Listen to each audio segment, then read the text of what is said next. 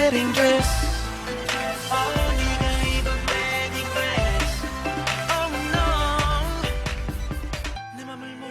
All right, little K-pop for you. That's the first Korean pop song that I was ever introduced to by my friend Scott. Shout out Scott Albrecht. Shout out Miss Moon for letting me use this garage going on 9 years. Appreciate it. Actually, it's got to be longer than that. I'd say, let's see, we built this in like, I think we started building this in the winter of 2015, 2014. Finished it in like the summer of 2015. So yeah, it'll be 9 years going on it. So shouts out K-pop. I hear K-pop's all the rage now with the kids. And J-pop, it's Japanese pop. Where's the C-pop at? Does China have like awesome pop stars? Who is that guy on American Idol? Who is that guy? Remember that guy? I can't remember his fucking name. God damn it.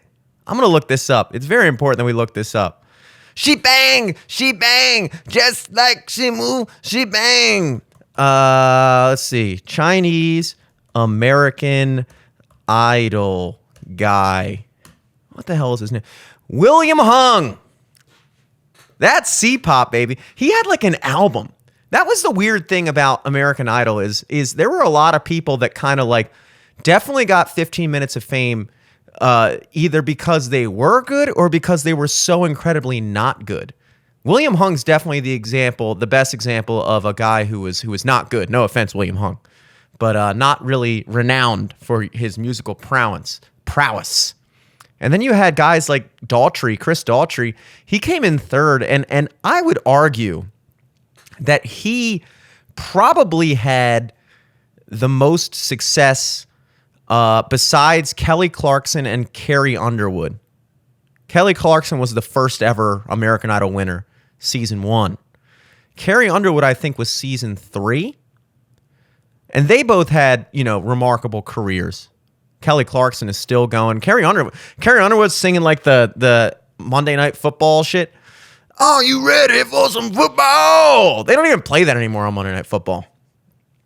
It's like something else. Waiting all day for Sunday night. That doesn't go as hard as, are you ready for some football? Are you ready to party? Get this thing started. That was fire, dude. That got me ready for some football. I'm ready for some football right now. Just singing it. No, but Chris Daughtry, he had a bunch of hits. Now that it's all said and done, I can't believe you were the one.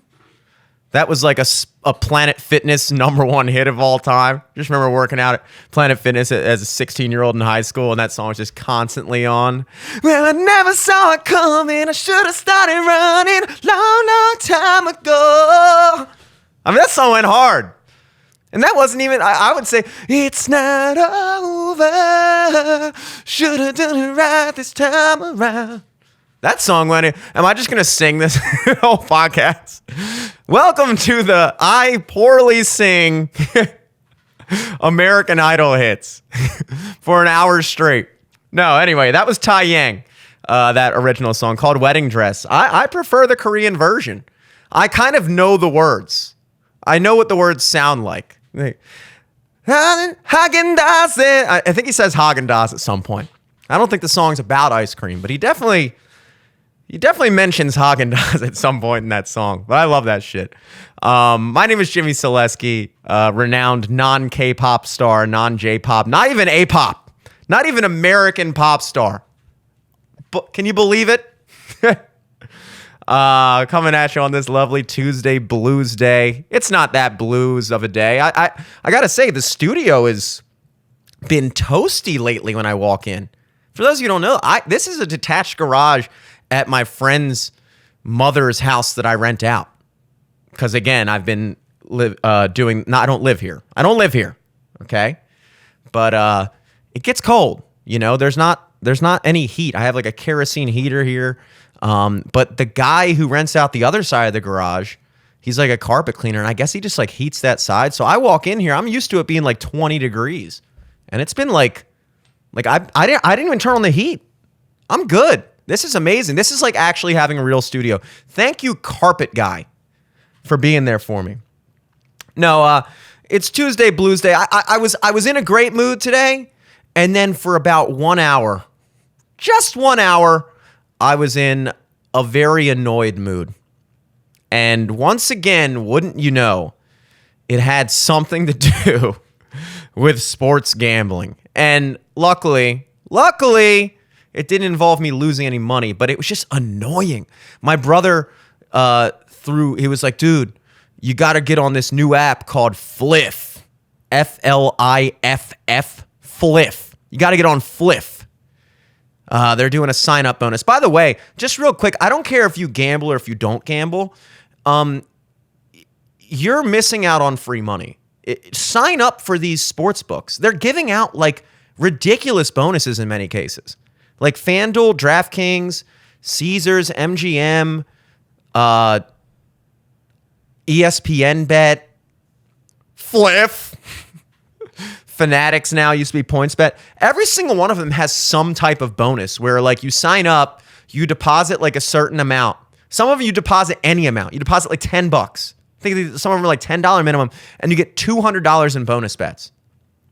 Now, if you're an idiot, you blow all $200 on one bet. Granted, you can't lose that money. You can only win. They give you a free bet or multiple free bets.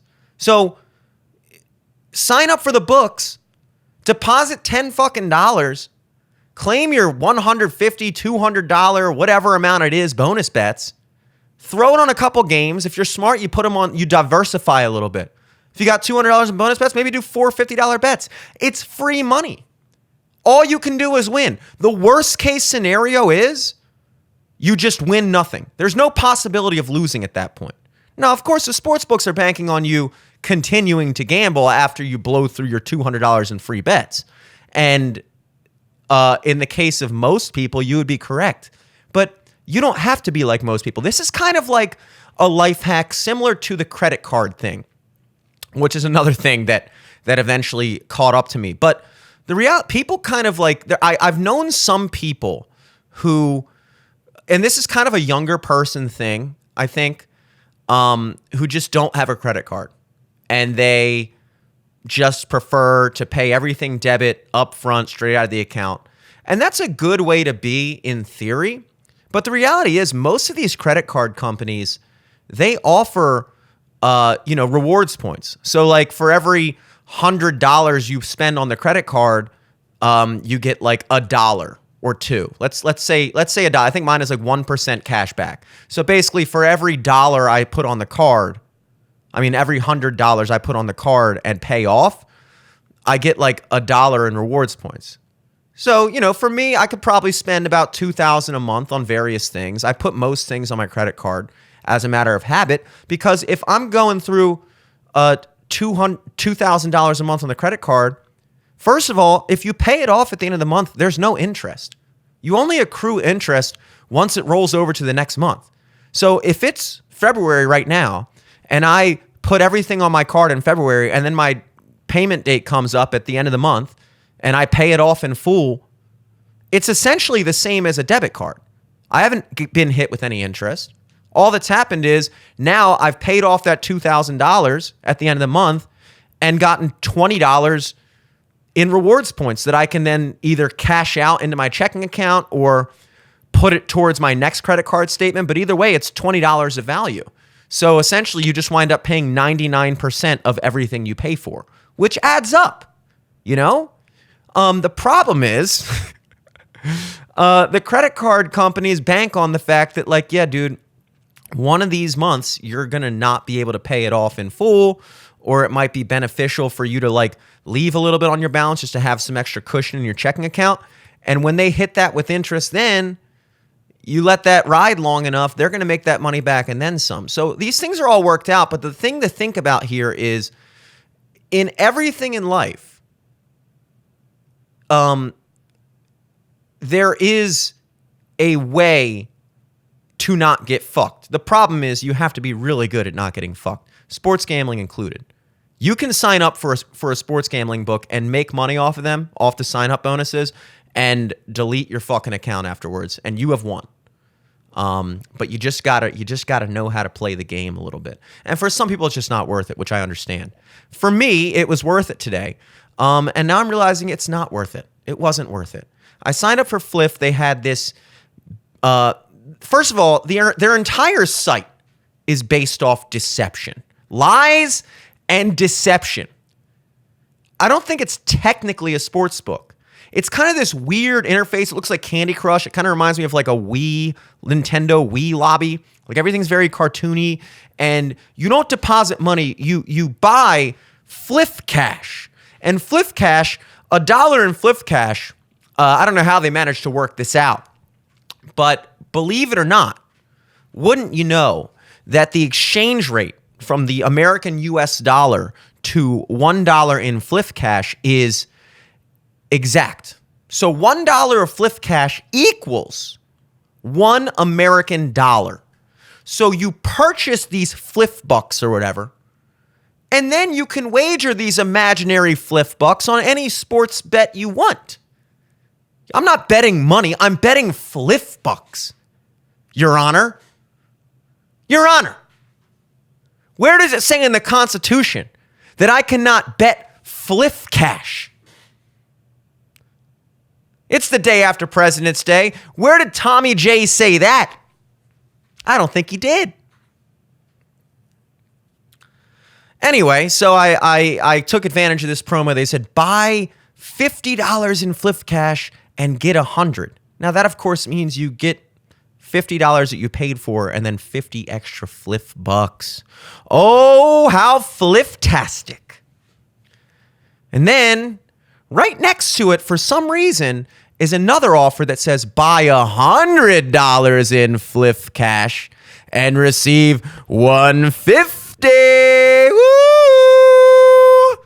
And if you're an idiot like me, you go, dude, that's 150 Fliff bucks. I've never dreamed of so much Fliff Cash. And so I click that. Fuck it, man. I'll fucking deposit $100, cash out 150 fliffaroos, and I'm rolling in the dough, baby. So I do that like an idiot. And then as soon as I click confirm, it occurs to me that, wow, you just paid twice as much for the same amount of bonuses. Like, if you deposited 50, you'd get 50 extra dollars in Fliff bucks. If you deposited 100, you get 50 extra dollars in Fliff bucks. Why does that matter? Why don't you? Well, just withdraw the money then, Jim. What's the big fucking deal? Why do you come in here every day, Jim, and waste our fucking time talking about shit that has obvious, very reasonable, and easy to come by solutions? Do you even plan shows? The answer to the last part of that is not really. But the answer to the first part of that is it's not that simple. Person, hypothetical antagonist. It's not that simple. You see, in order to redeem that money, you have to place bets. Now, for anybody who's ever dealt in the gambling world, this would be kind of a given. You don't just get to deposit money, get free money, and then withdraw it. At the very least, you obviously have to bet the free bet. You can't just cash it out for $50, right? So I understood that. But essentially what I did was lock myself into not just having to bet through $100 to redeem the cash, but now I have to bet through 150. 50 of which was bonus bucks. But so what happens is if I've now increased my odds of losing. And I got in this argument with my brother and my friend about this. They were like, dude, like it clearly says this, that, the third. And I'm like, okay, I understand it clearly says that.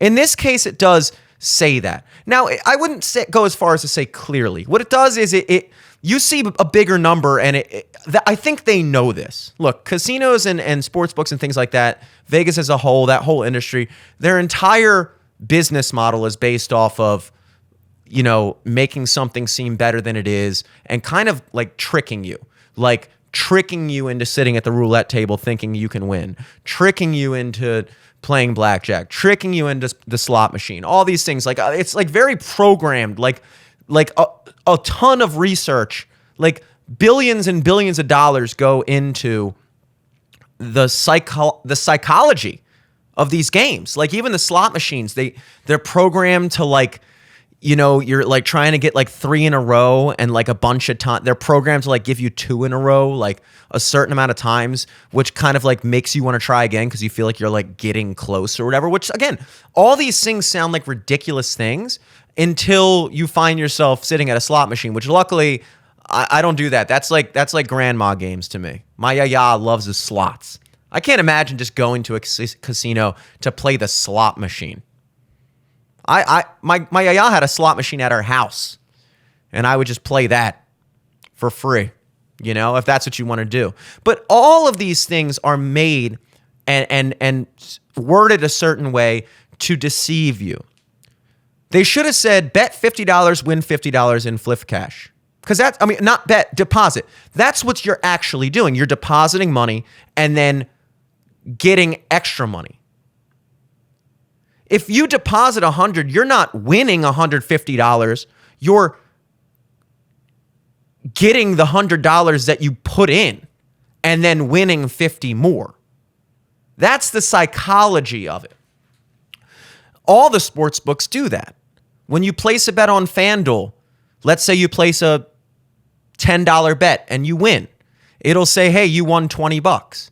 You didn't win $20. You won 10. You got the 10 that you bet back plus 10 more. But they word it in that way purposely to entice you to gamble more because you think you're winning more than you actually are.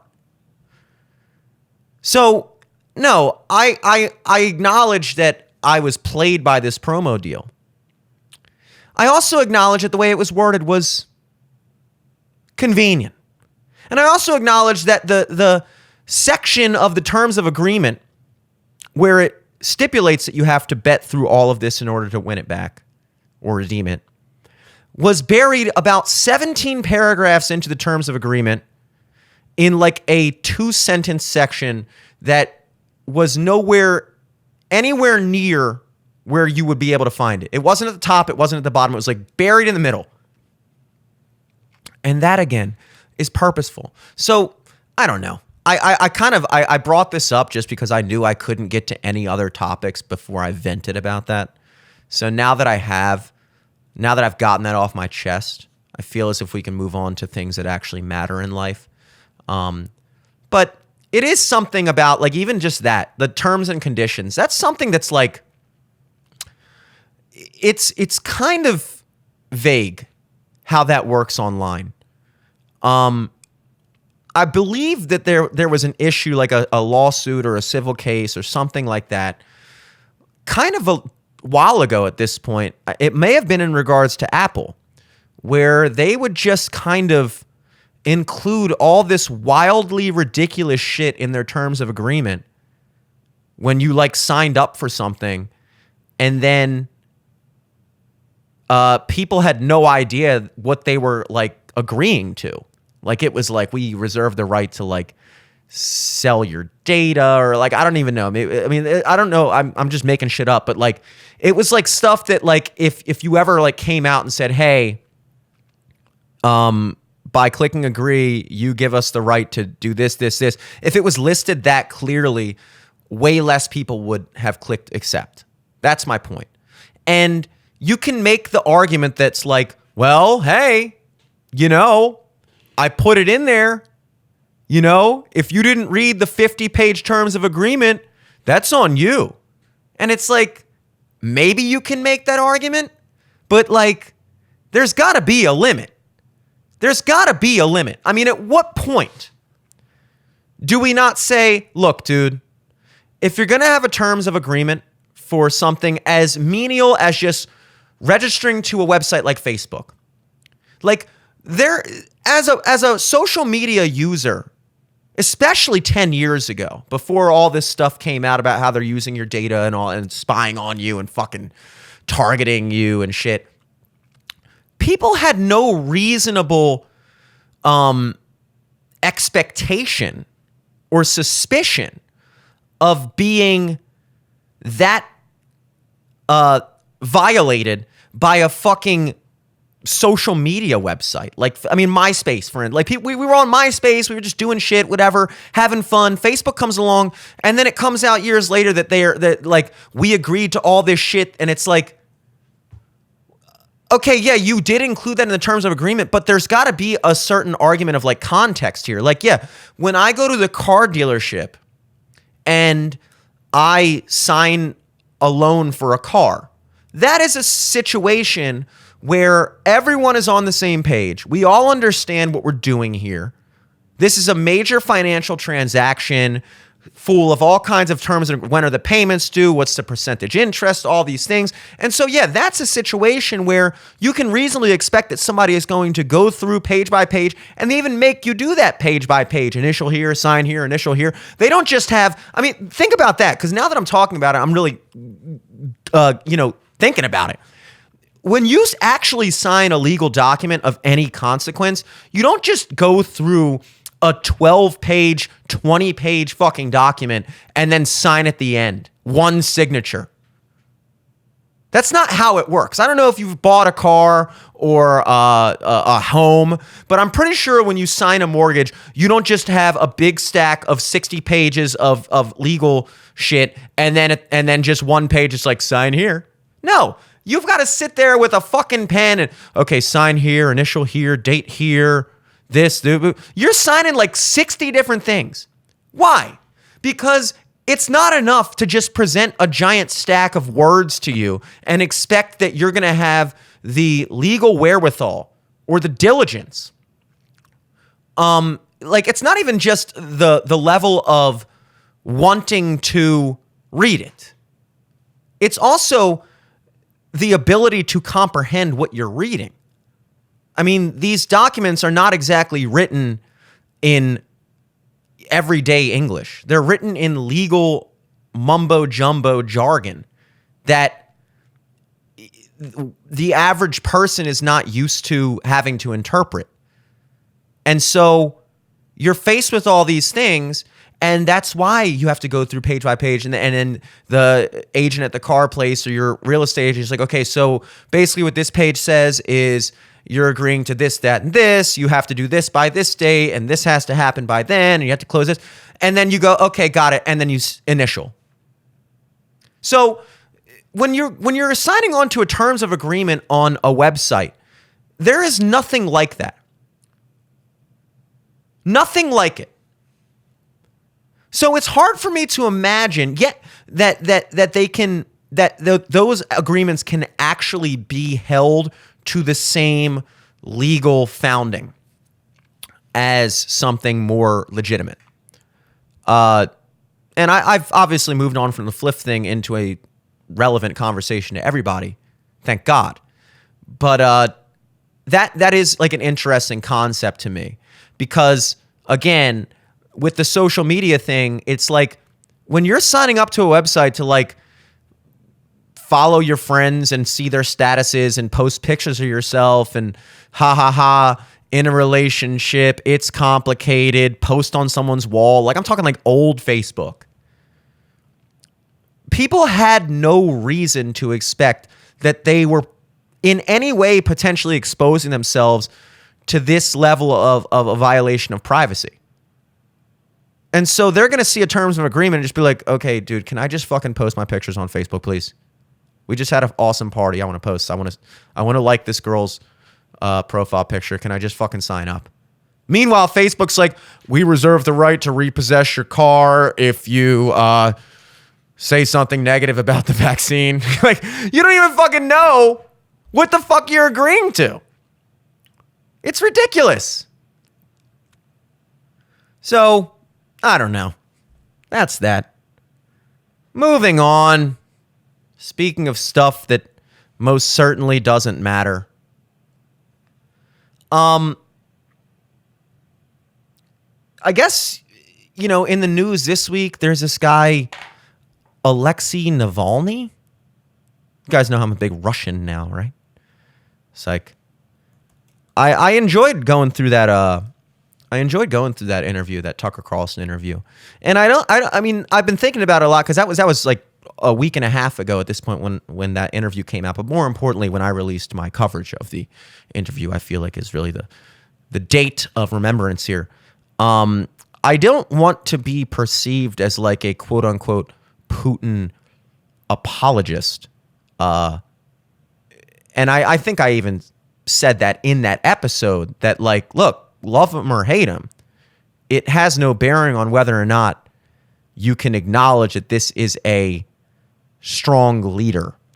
Strong is not necessarily a good or bad force. It depends on where the strength is directed.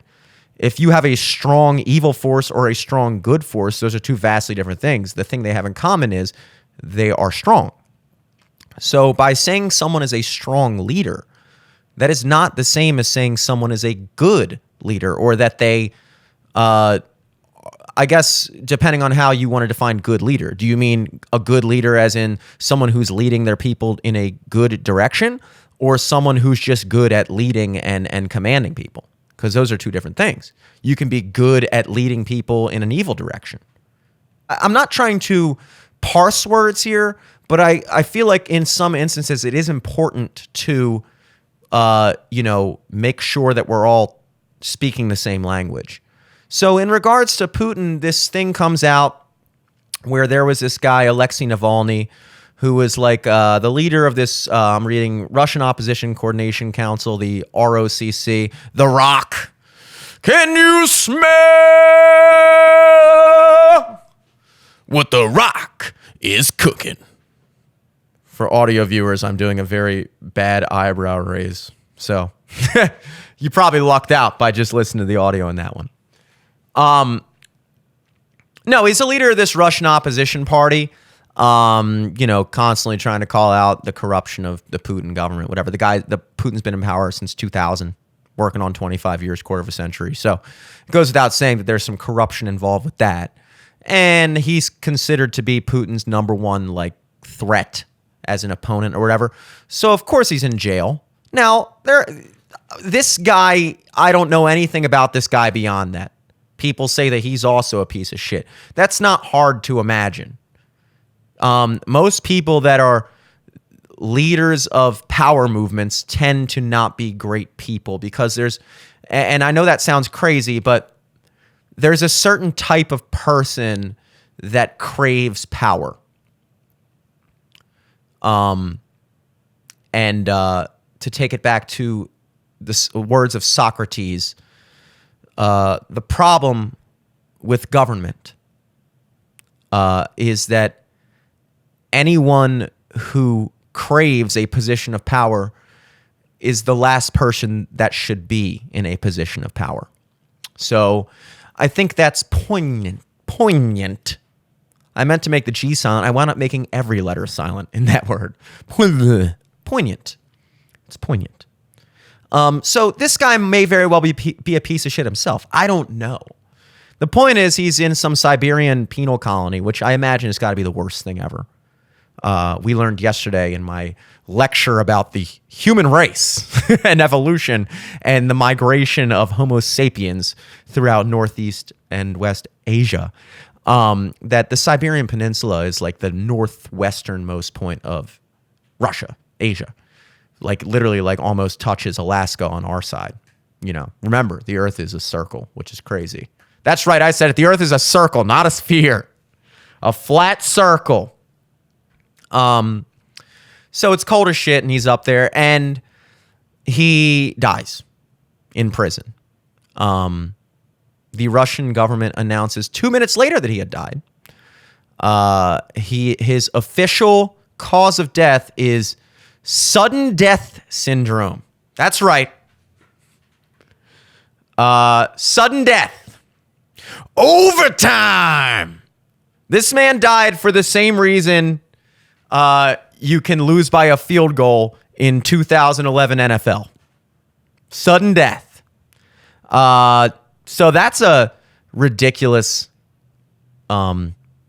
conclusion, I would wager. And so obviously the speculation is that he was killed by Putin He was poisoned, and that's why they have not been releasing him for autopsy or something along those lines, because they want the traces of whatever nerve agent they used to like not be found.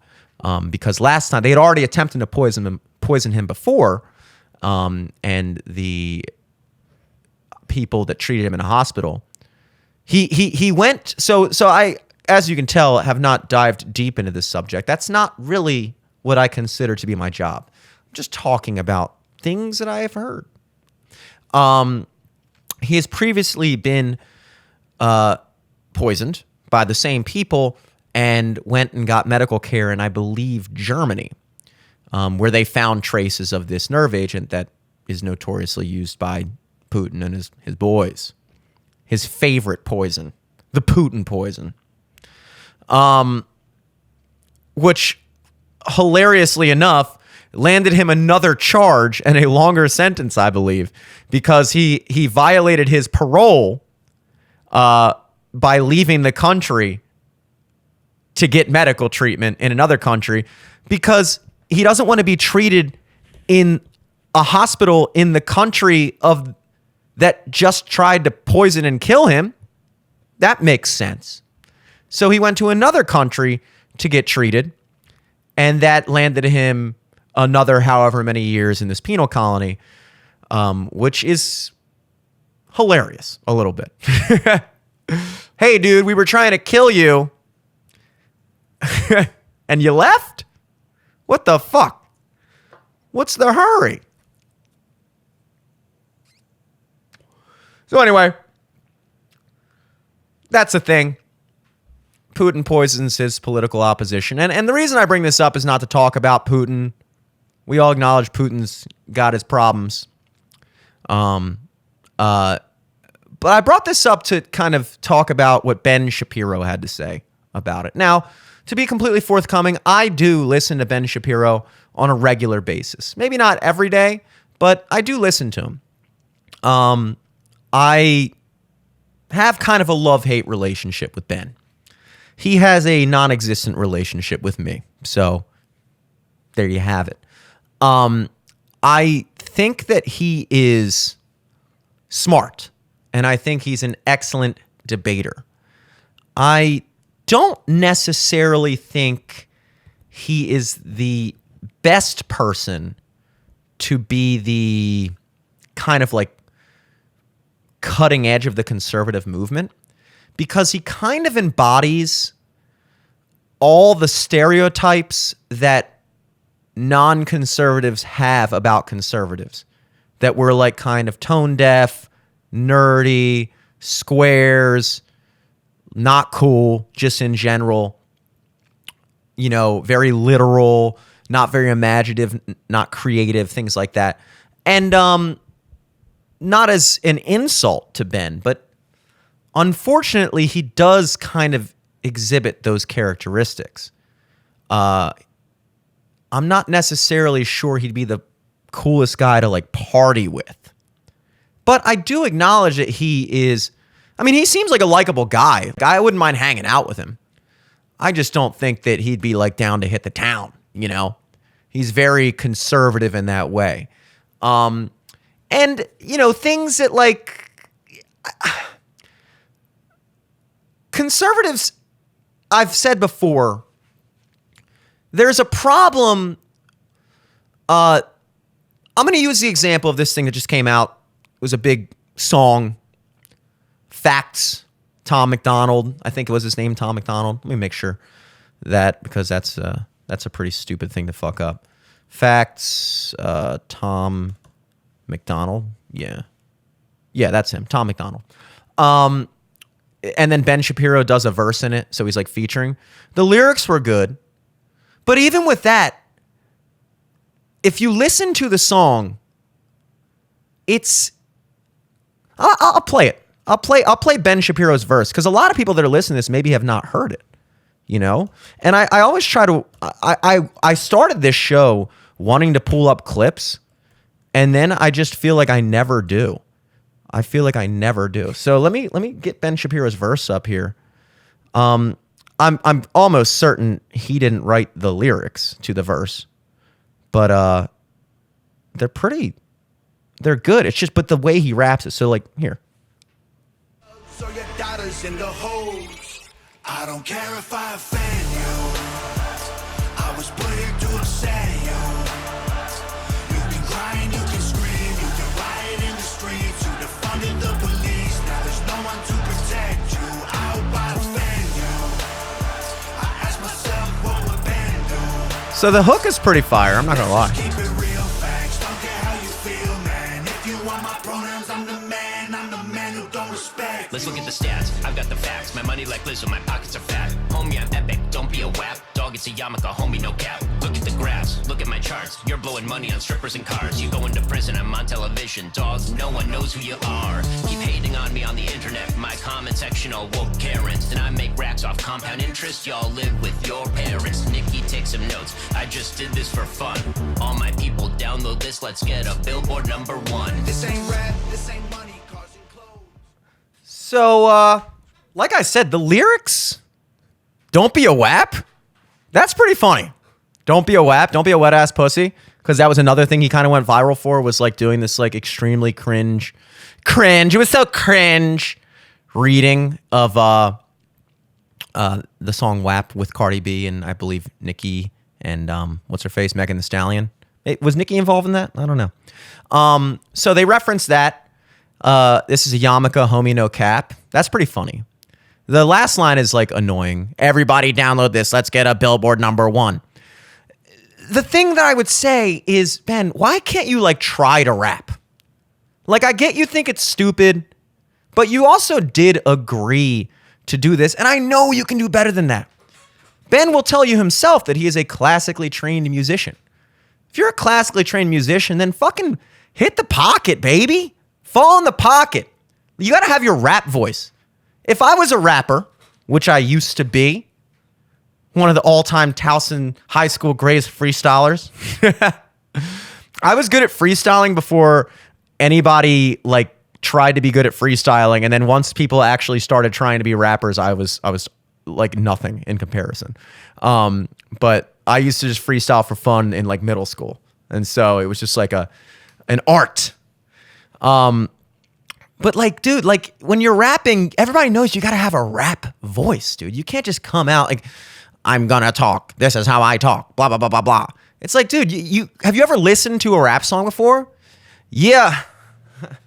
I hope I offend you. Everything's got to be like, yeah, don't be a wet. Like, I know you can do that, Ben. And it doesn't have to be exactly like that, but like, I don't know. Because what happens is when a song like this comes out, and I hate to say it because I like the message of this song. But the problem with the conservative movement is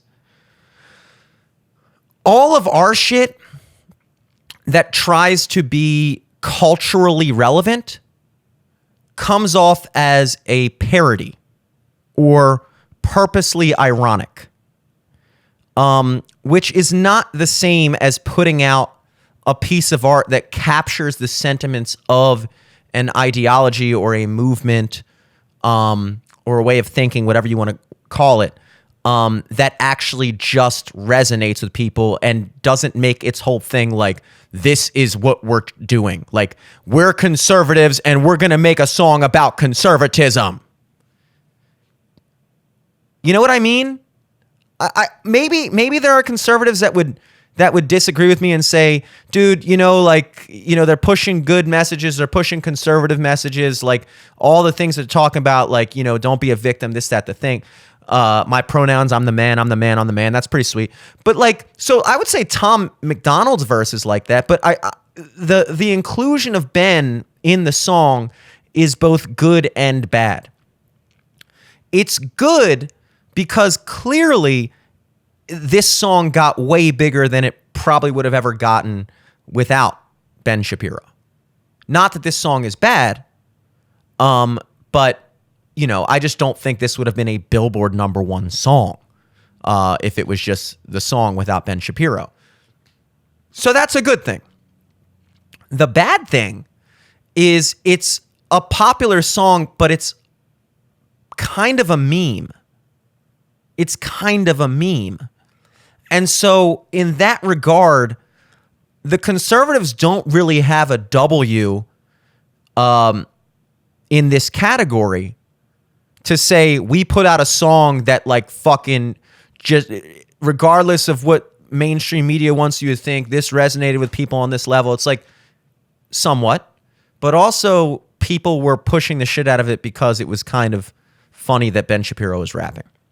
So if you're a conservative and you already agree with the situation, you think it's a good thing, but it didn't really change anyone's minds on the other side, I guess is the point, which is kind of the pitfall of politics today and maybe all throughout history, but particularly in the modern day, which is everyone's just kind of competing to gain points on their own side.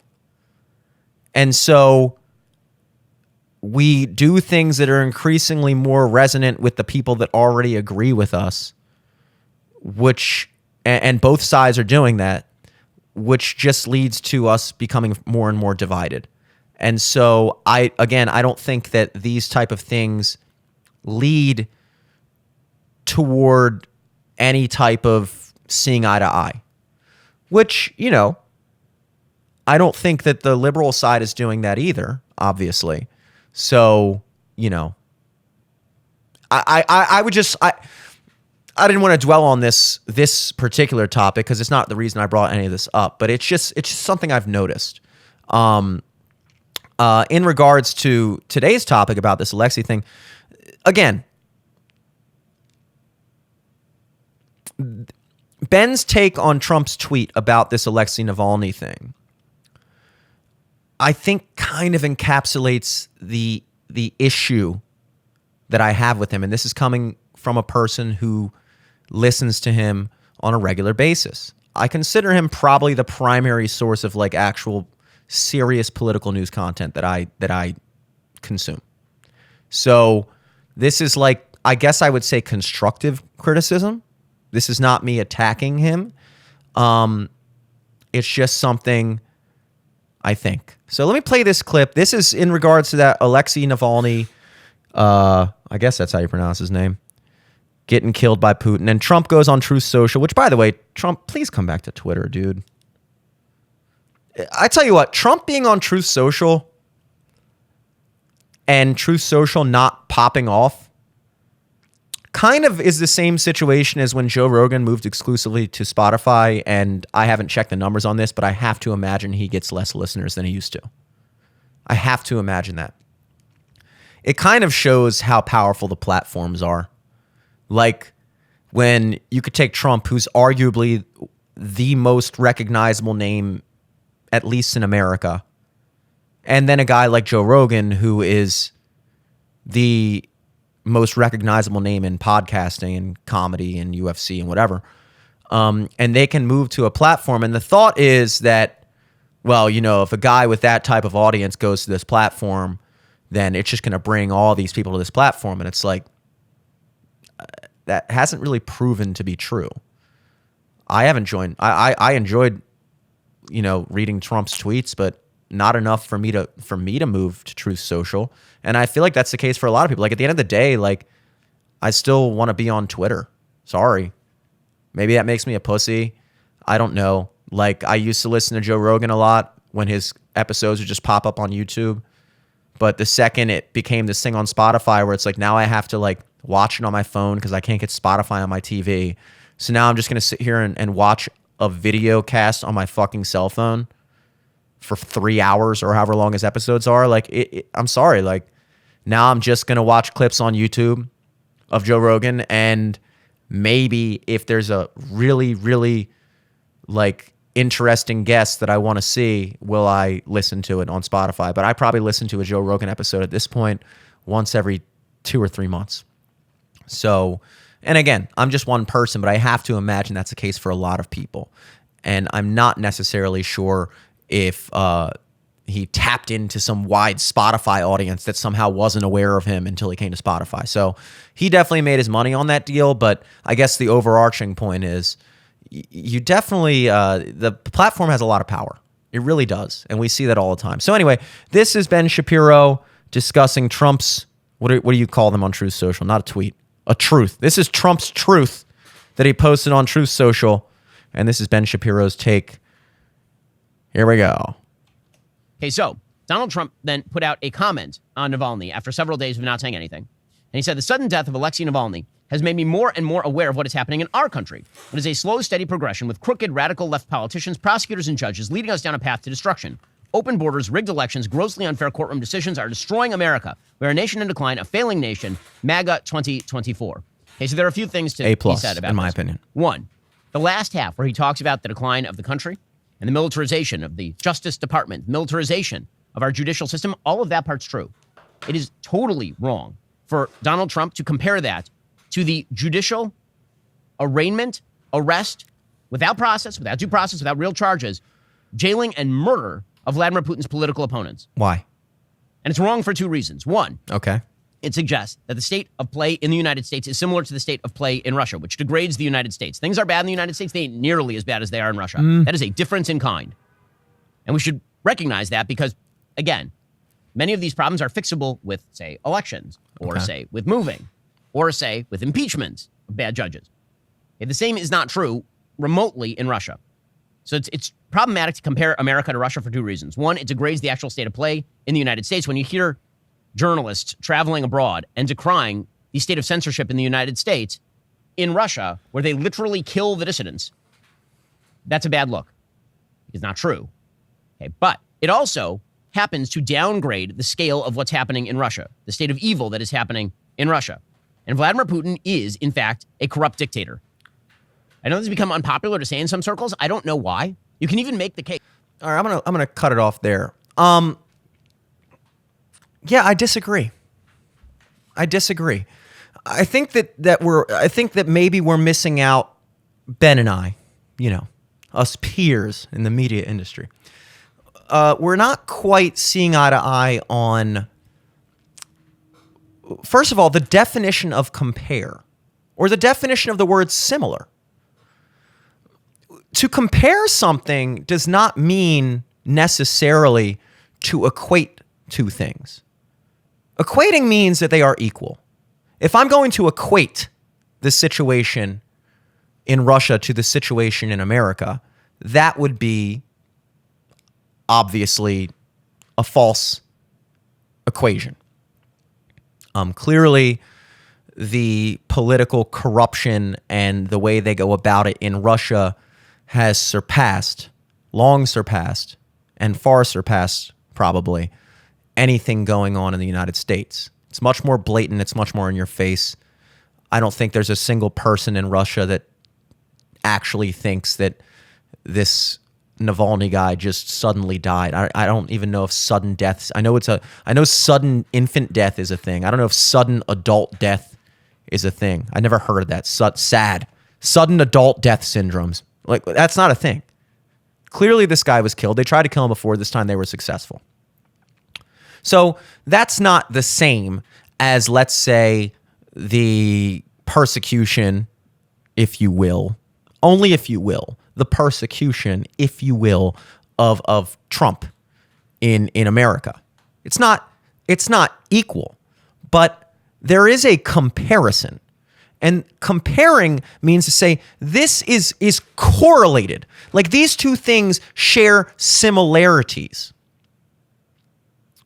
Like, yes, in Russia, if you oppose the power structure, the people that actually pull the strings, you will be killed blatantly.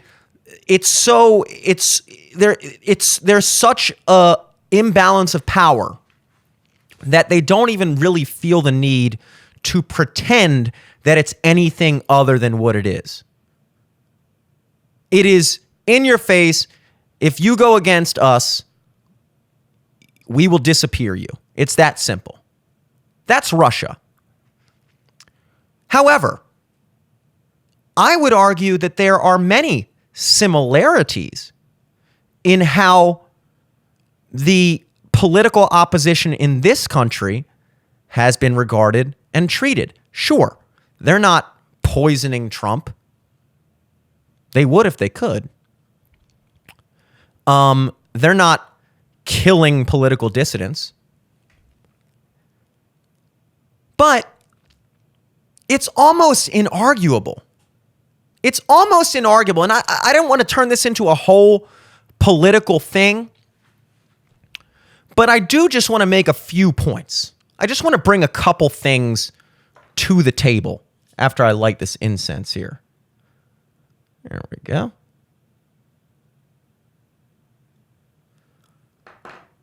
The first thing I want to bring to the table is this past week, Trump was just found, I don't know, not guilty because that's a criminal thing, but he's found liable to pay something like $352 million or something like that for some case in New York where it was ruled that he, I guess, exaggerated or overstated the value of his Mar-a-Lago property to use as collateral for another loan, a loan which he paid off in full with interest to the bank that agreed to it. And then, so the bank didn't care. And I don't know all the ins and outs of how property evaluations work, but I'm pretty sure it's kind of just a given that, like, when you're trying to sell something, you're going to want to overstate the value and see how much you can get for it. And when you're trying to buy something, you're going to want to see how little you can pay for it. That's just kind of how the market works. And when you're dealing in the millions, hundreds of millions of dollars, as are these financial transactions that we're discussing, to imagine that Trump simply just gave them a number for his property and the bank was just like, sure, whatever you want, boom, stamped.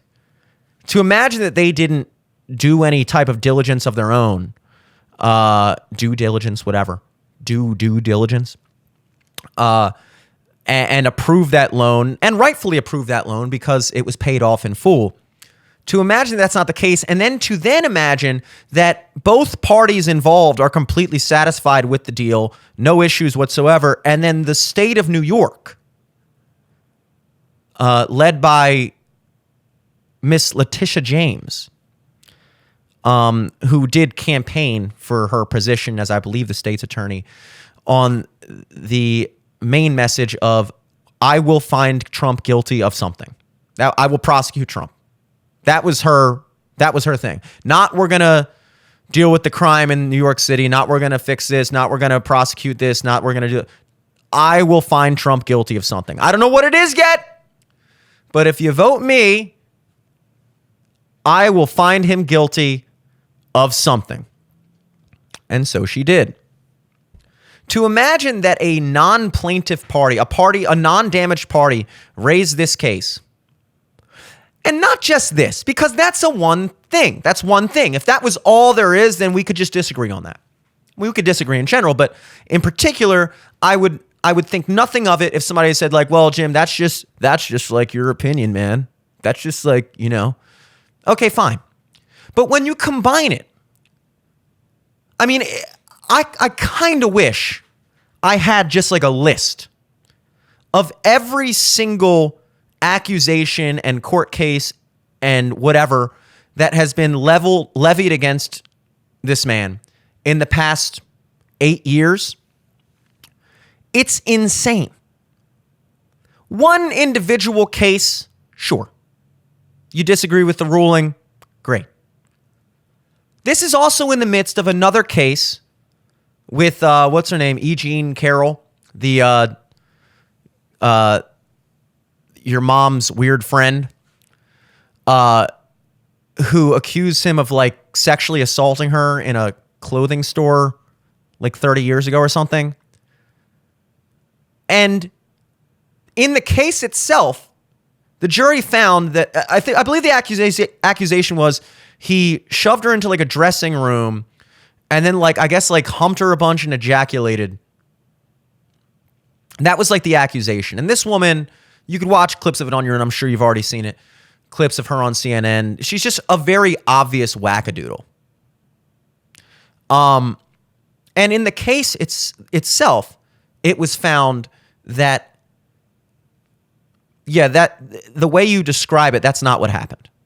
However, the jury still did find that he, I guess, fingered her or something What is this, middle school court?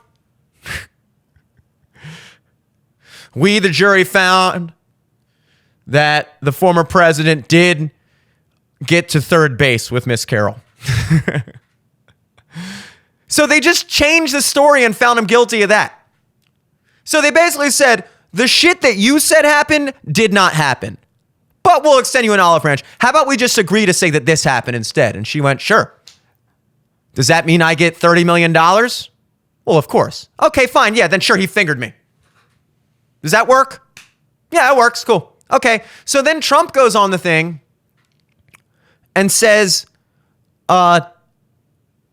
this woman's crazy. This is all a hoax, blah, blah, blah, blah, blah.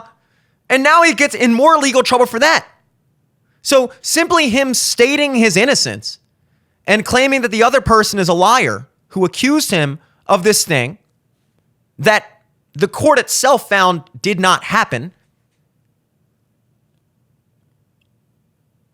Now, he's in legal trouble for that. Then you combine it with the January 6 trials, the Mueller report, the Russia investigation, the Ukraine call. The two impeachments, the list goes on to the point where you at what point do people become like nose blind to it? Like you can't even sense. Like people don't even know if you say like the Trump allegations, people don't even know which one you're talking about because there's like literally 17. And when it gets to that point, especially when it gets to the point that virtually every single one of these things, if you really look into it, does not seem to hold any water whatsoever. Whatsoever.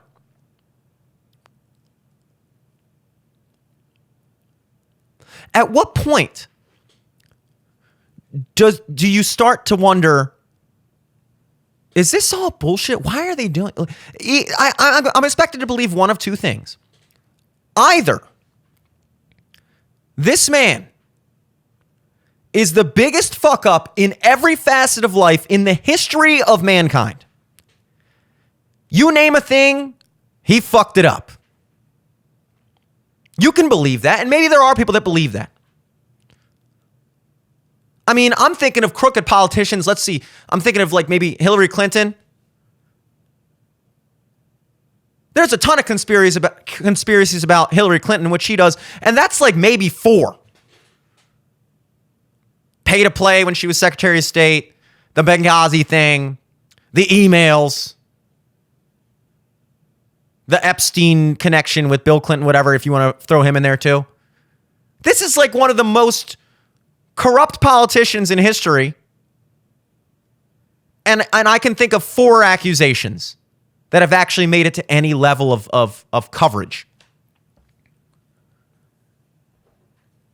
So you can either believe that first thing, that this guy Trump has just beyond belief fucked everything up, and every single one of these accusations of every single thing he's done, even though he hasn't been found guilty of any of it necessarily, that's what's going on. Or is there a potential? Is there a small, teensy, tiny bit of potential that what we are witnessing is the powers that be in this country recognizing that the person that they have to put up against Trump for this election cycle, Joe Biden, simply is not viable.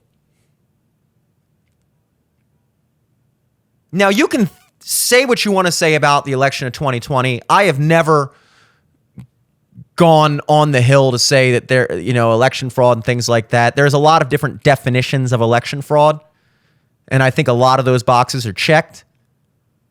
Obviously, the media influence, obviously the censorship, obviously the mail-in ballots, obviously all those things are examples of an unfair election, a non-democratic election.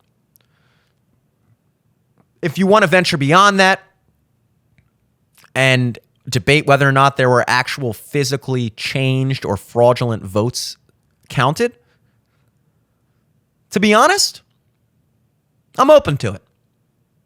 I'm open to it. Again, I'm not going to sit here and definitively say, yeah, that happened. But can you blame me after seeing everything that I've seen and the way that these situations have been handled and the way I've seen things in general handled? And the way that you go around, we all understand that in other countries, we hear of stolen elections all the time. For some reason, to question that in any way in this country is completely off the table.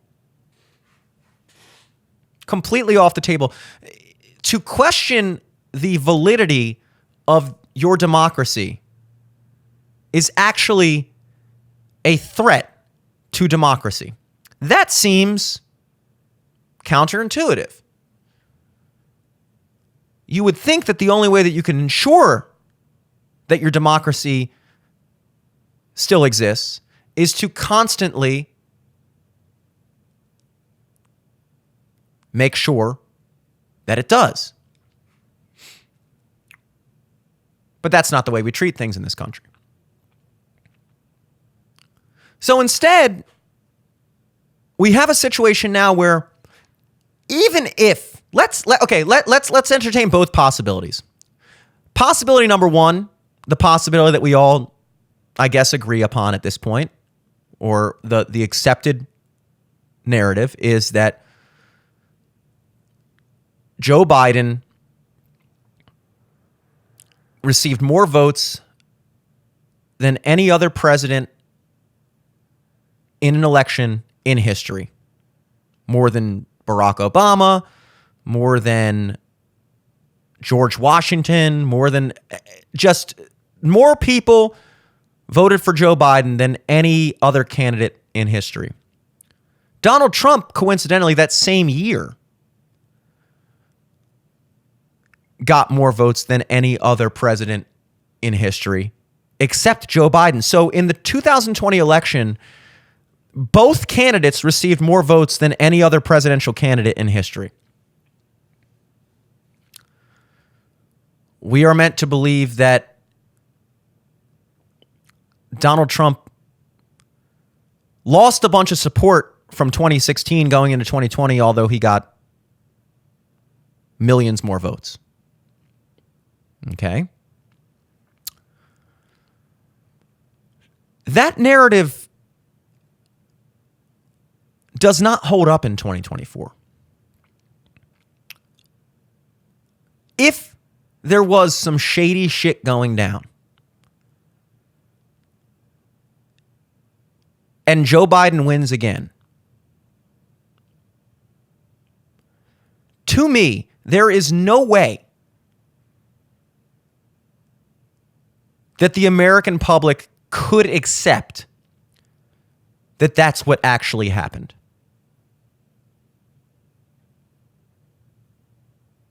There's no way.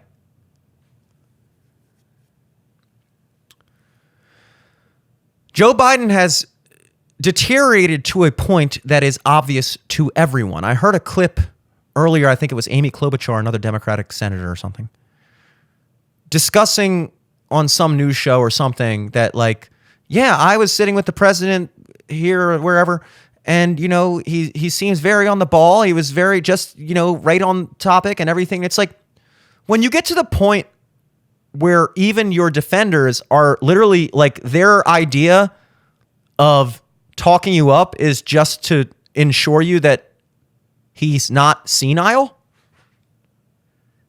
Like, not being senile should be a prerequisite to being president, not a green flag.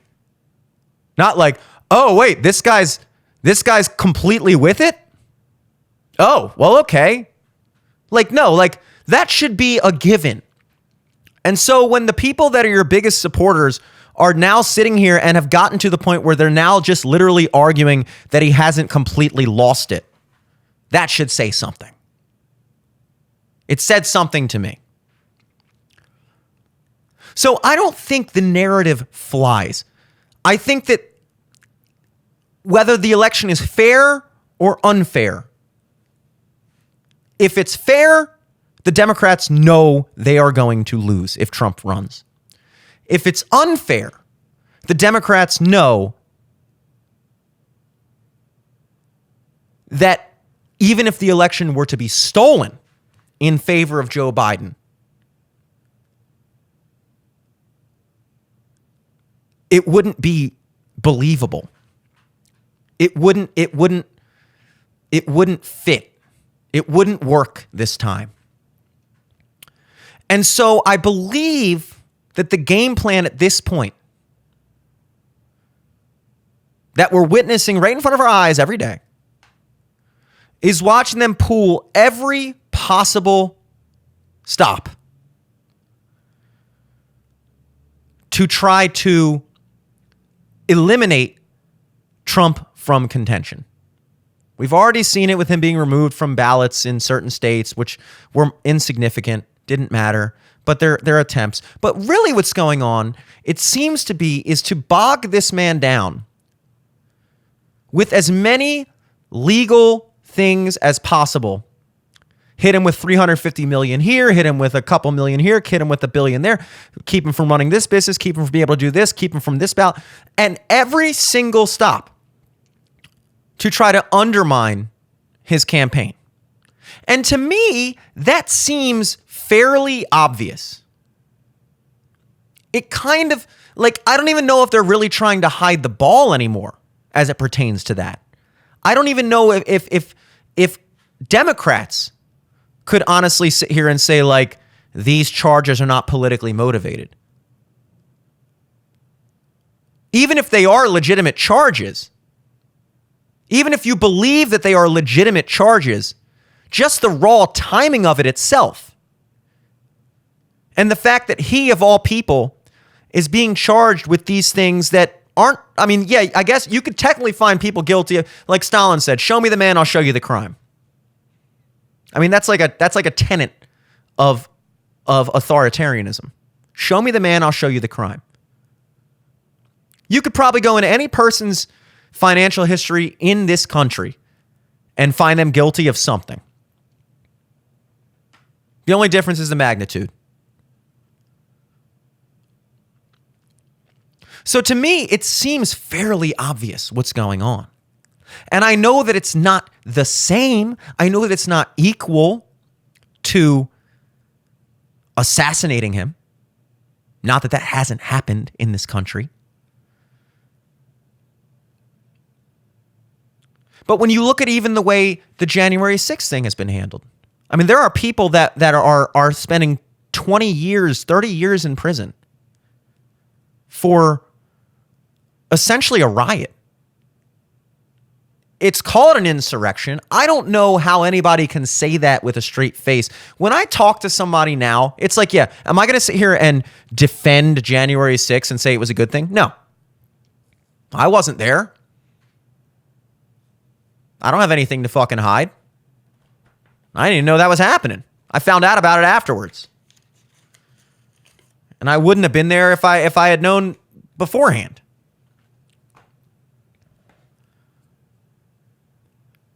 But I remember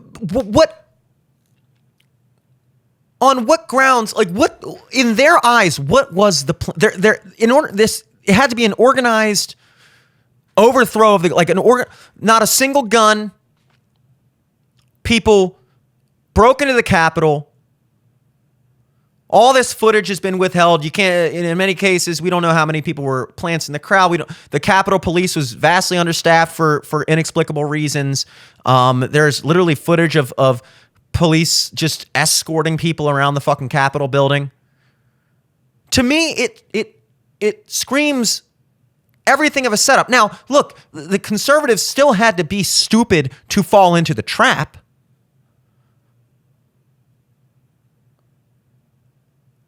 And so in that way, they were played. But to then take this story, which is exactly what they wanted to do, and turn it into this violent insurrection, what was the plan?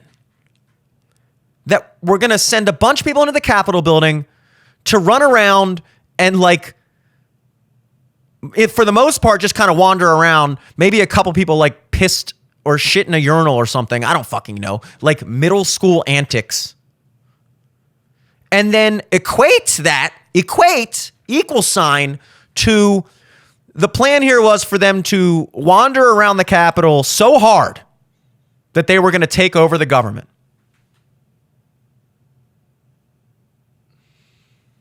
Is that an insurrection? And then people that were present are being sentenced to decades in prison for, again, essentially what was a riot. I got in an argument with a friend of mine a couple years ago, right after this happened. And I said, you know, the George Floyd riots went on in this country in multiple cities for multiple weeks. Billions of dollars in property damage, government buildings vandalized, destroyed, burned to the ground, entire sections of cities taken over. Like that place in, I think it was either Seattle or Portland or one of those like crunchy cities up there in the Northwest. Chaz or Chop Chaz or whatever the fuck it was. They just like occupied an entire section of the city and had like their own mini like commune there for like weeks. Again, people rioting in the streets, attacking police officers, burning down buildings, breaking shit, looting shit. Many, many, many deaths as a result. And I remember saying that to my friend and him going, and then saying there were like 2 people killed, maybe 1 person killed in the January 6th insurrection, and it was a woman being shot by the Capitol Police. And then like for some reason 3 or 4 or some a handful of people in the Capitol Police like committed suicide in the weeks following, which is odd. And I guess the story is they were just so upset with what they saw that they just killed themselves. That's a weird take. That's kind of a stretch, is it not? Oh, I'm just so disappointed in my country. I don't know. I think a lot of people had a lot of feelings about that day. That's just kind of a sketchy explanation. It's kind of giving sudden death syndrome. Not saying anything beyond that. I'm just saying it's giving that. Gen Z, you know what I'm talking about.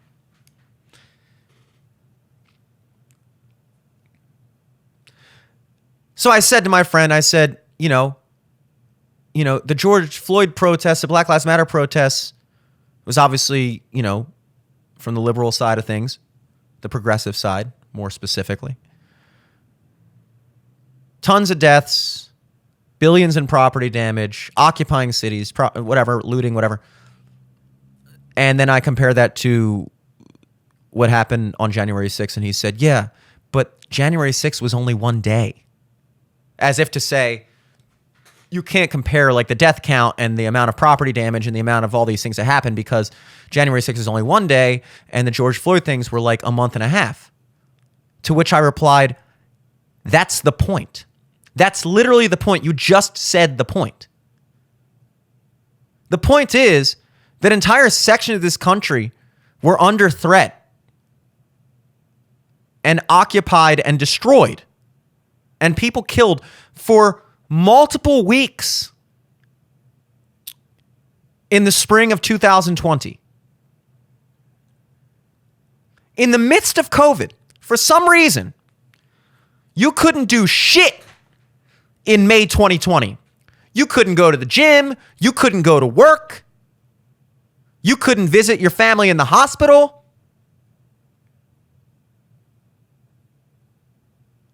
But you could go riot in the streets and burn down some buildings. As long as you were fighting for George Floyd, COVID was gonna that was actually apparently more of an effective vaccination than the vaccine. Because if you were rioting against the government in the midst of the George Floyd riots, you were apparently immune to COVID. So maybe that was the solution. Maybe we should just be constantly rioting and burning down government buildings and occupying sections of cities in the name of police brutality, because that apparently was the most successful way to evade COVID-19.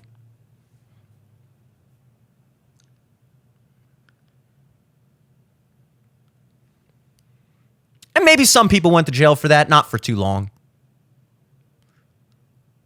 I guess the point I'm getting at, without trying to get too far into it, is there's a lot of developments happening right now. I'm trying to stay abreast.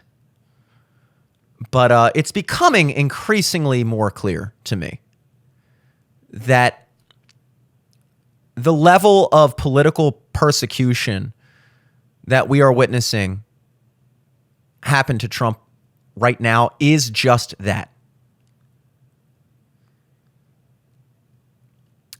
And so in many ways, it is comparable, Ben, to what goes on in more corrupt countries. It's not the same. It's not to the same level. But it's comparable. The end game is the same.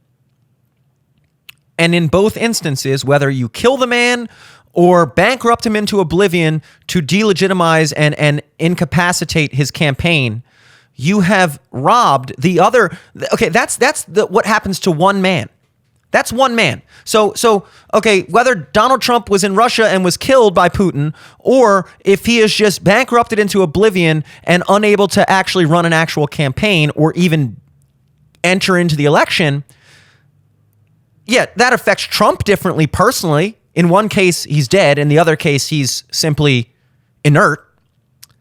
But as far as the end result for the American people, the other 330 million people in the country, the other 329,999,999 people that aren't Donald Trump, it's the same end result.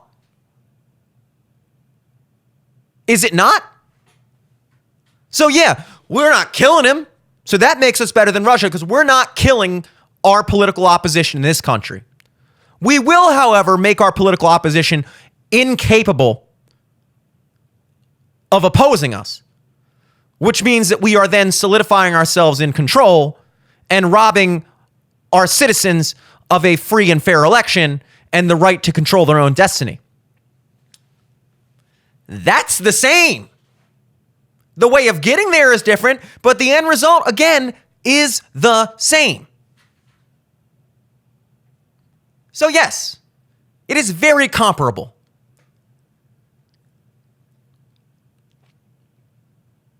Anyway, that's enough for one day, don't you think? Let's get into the picks tonight. Just one big pick tonight. There's only one bonus that I came across today, and it's, of course, DraftKings always coming through with the clash on the court. Tonight is San Francisco at St. Mary's. College basketball, of course. A 50% bonus.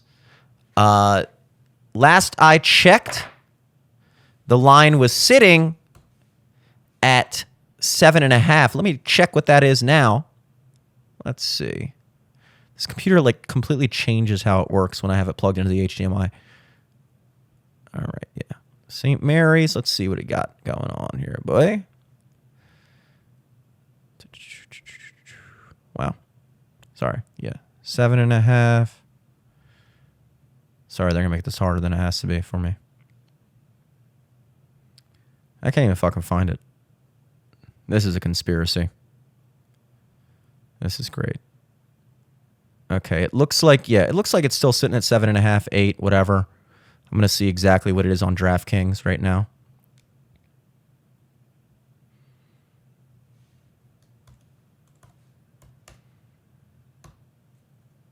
Oh my God. St. Mary's, San Francisco. Okay. Yep, 7.5. And folks, you know what? I'm going St. Mary's. Now, if you look into the game, you will notice that St. Mary's has what appears to be a fairly significant injury. And that has been factored into the spread, make no doubt of that.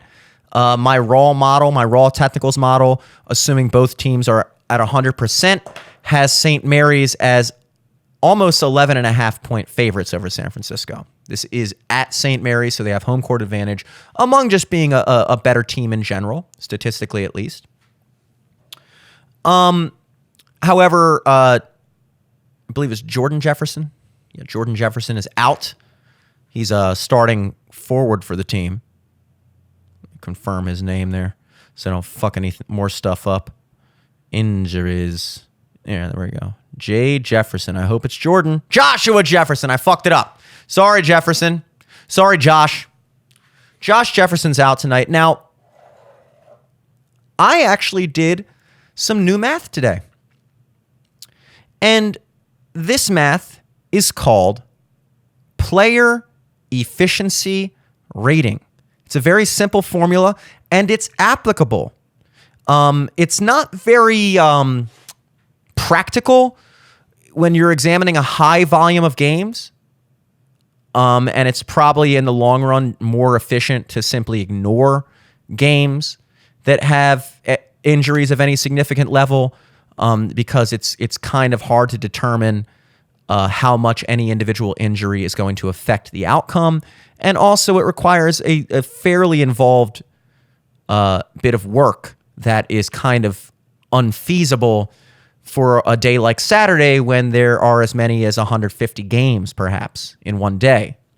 You simply cannot do this unless you have like a programmed model or something like that, which you most likely do not. I don't. I have one for teams, but not players. But this equation, if you have the time to delve into one specific game, which I did today, not that it didn't make me late for everything else I was doing, but hey, it's part of the show and I worked on it. And this equation is very simple. Take the player's points.